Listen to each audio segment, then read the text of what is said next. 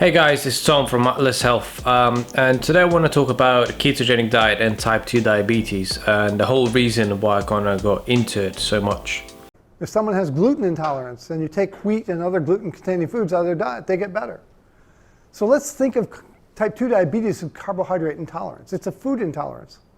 So I've been watching, as you see behind, Stephen Phinney talking about type 2 diabetes and a ketogenic diet, a low-carb diet, and how they treat type 2 diabetes in Virta Health. And that was one of the reasons why I got really baffled by the whole concept of a low-carb diet. So as a personal trainer at university, we've been taught about type 2 diabetes, and you need insulin to manage your blood sugar, and you need to be really careful about how many carbohydrates you consume, and kind of make that adjustment in life, and you kind of have to deal with it.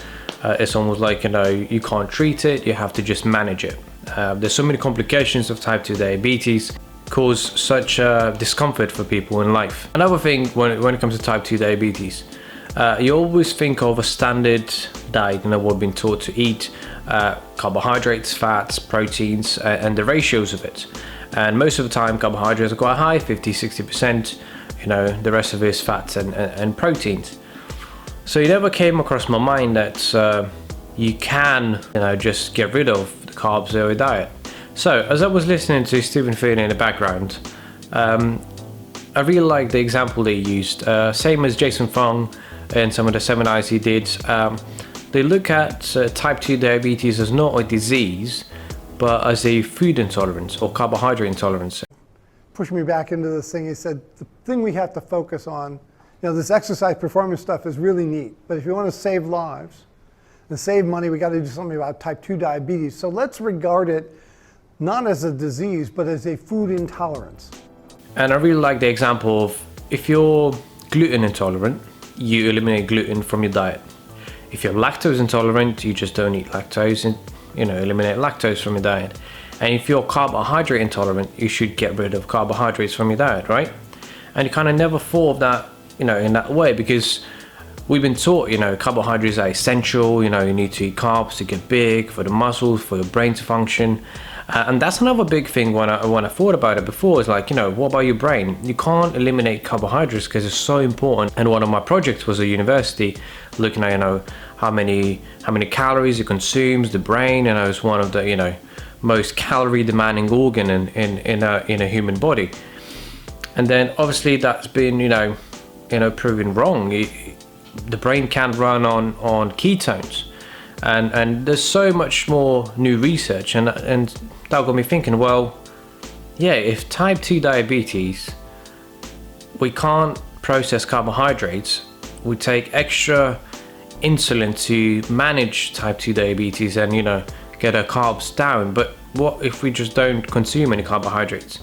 There's nothing else wrong with someone who's got type 2 diabetes.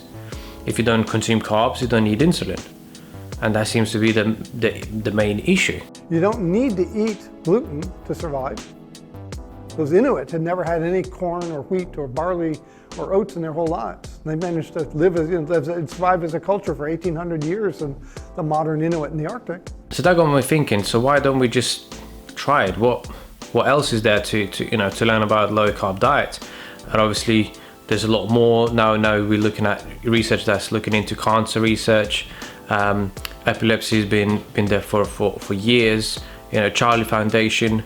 And yeah, so that kind of really got me into low carb diets, is that there is an alternative that we've just never been taught, or I don't want to go into conspiracy theories, but we never been told about it. And it seems like we all agreed carbohydrates are essential, but there's always been research suggesting that there's a different way. Too much, it's insane. In fact, it's not simply that it's not treating it. It's going to actually make it worse, just like giving that alcohol.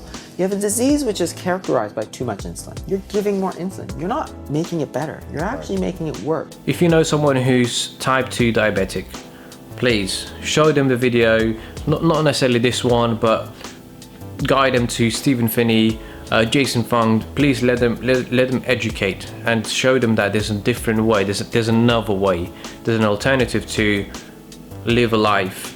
Even though you've got diabetes, type 2 diabetes, you can still enjoy food, you can enjoy your lifestyle and don't have to be dependent on carbohydrates and insulin. Thank you guys, and I'll see you later.